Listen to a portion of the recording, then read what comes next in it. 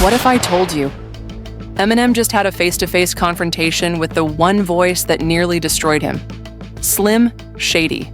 Not in a diss track, not in a music video, but in a moment so raw, so real. It has fans around the world questioning everything they thought they knew. I wanted to take a break from the spotlight, but at the same time, I still wanted to do music, because I'd go crazy if I didn't do music. Because what Eminem just revealed at 52 years old changes the story forever. Stick around, because this isn't a comeback. This is a funeral for one of music's most dangerous personas. For decades, fans have asked the same question. Where does Marshall Mathers end? And where does Slim Shady begin? Was Slim just a character?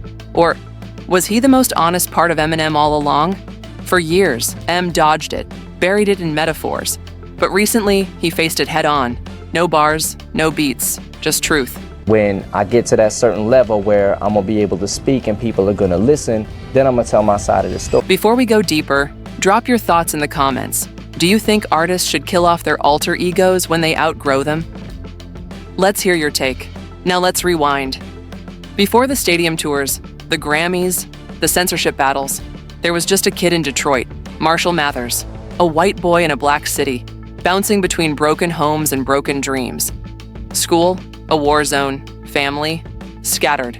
But words were his weapon.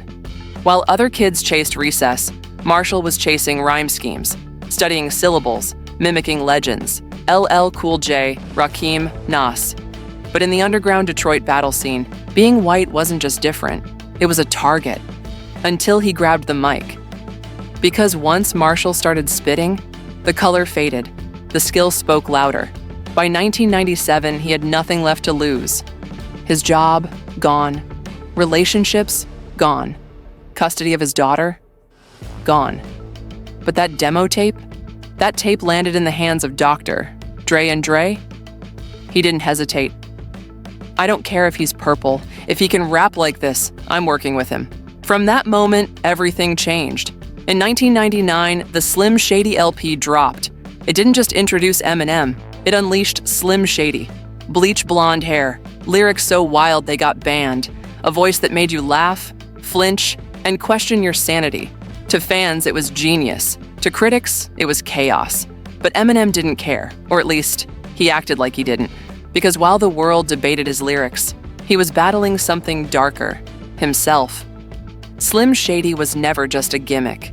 He was a shield, a monster Marshall created to survive the trauma. But over time, the mask became the man. Slim didn't whisper anymore. He shouted. He took over the music, the interviews, the headlines. Until Marshall wasn't rapping as Slim, he was rapping through him.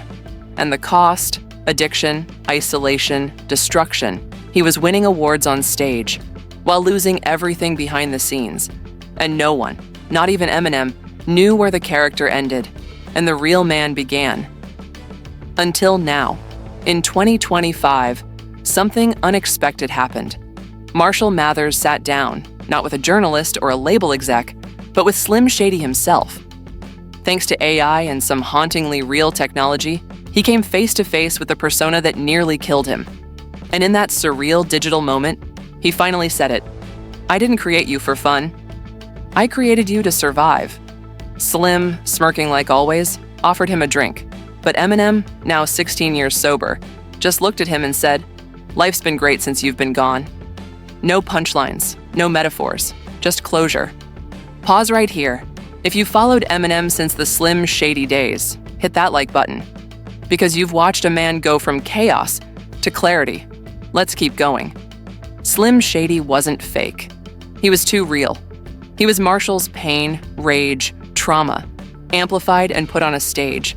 A reflection of everything he couldn't say, until the world demanded to hear it. But now that reflection no longer controls him. The bars, the shock value, the controversy, it was never about being funny.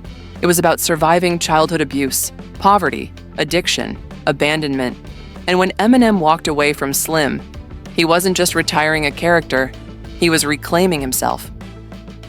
So here's the final question. Did Eminem need Slim Shady to become a legend? Or did Slim Shady nearly destroy the man behind the myth? And now that Marshall Mathers has the mic again, What will he say next? Without the mask? Subscribe if you're ready to hear more untold stories from the legends who shaped our lives. Drop a like if this one hit deeper than you expected, and let us know in the comments. Is Slim Shady gone for good? Or will that voice always be there, in the shadows? One thing's certain. This wasn't just a story about music. This was a story about survival. And this time, the real Marshall Mathers is finally telling it.